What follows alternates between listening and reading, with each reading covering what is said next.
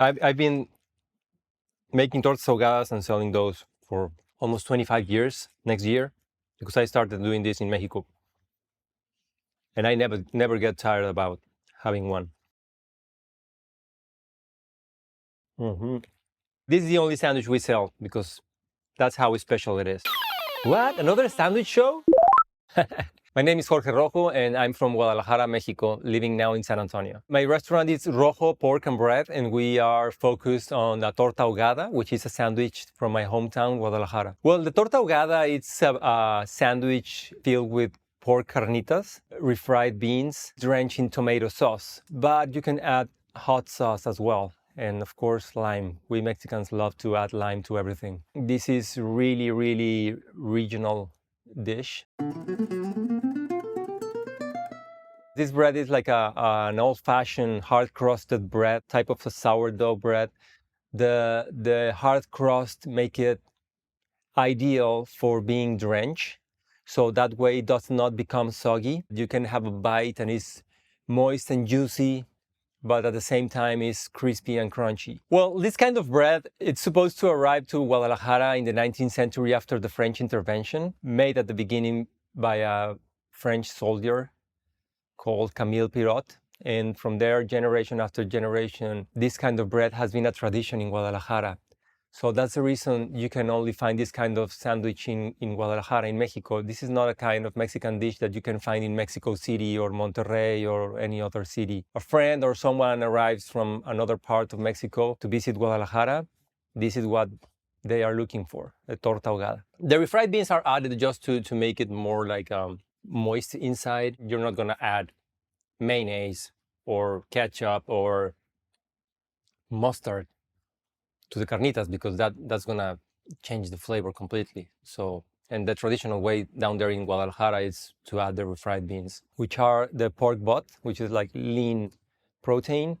But we also carry the pork stomach, which has a consistency or a texture similar to some mushrooms, and the pork skin, which is really fatty but delicious. The sauce is a tomato-based sauce. Down there in Mexico, in Guadalajara, the sauce is real. It's thinner than the way I've served it, because I like it to be more rich in pulp. But it's not spicy at all. It's more like Mexican marinara. So you can dip it or you can drench the sandwich into it. It's something similar to the French dip sandwich.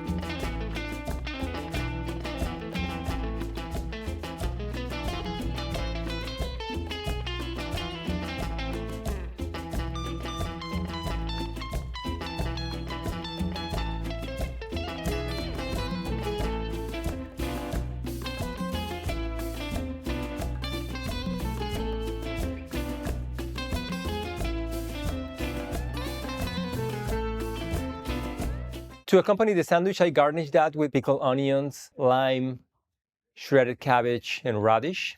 That gives a lot of color to the plate, and it's very refreshing for the mouth to have a bite of those veggies here and there between bites.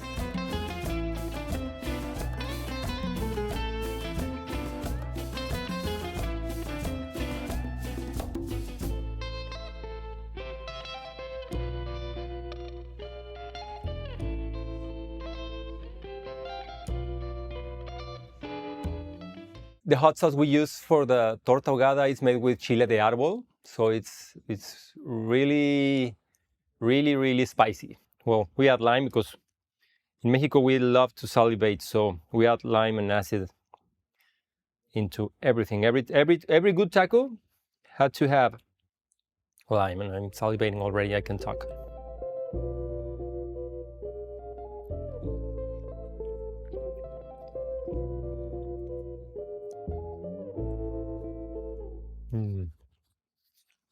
Everything that make the torta had to be as good as you can have it by itself, like the sauce by the spoon, like a soup, or the refried beans, or the carnitas, and of course the bread. So if you have good elements, the end result can fail.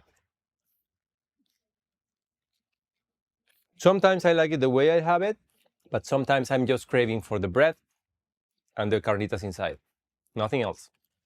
And the carnitas are so moist that you can have the bread and you can feel the juice of the carnitas. It's wonderful.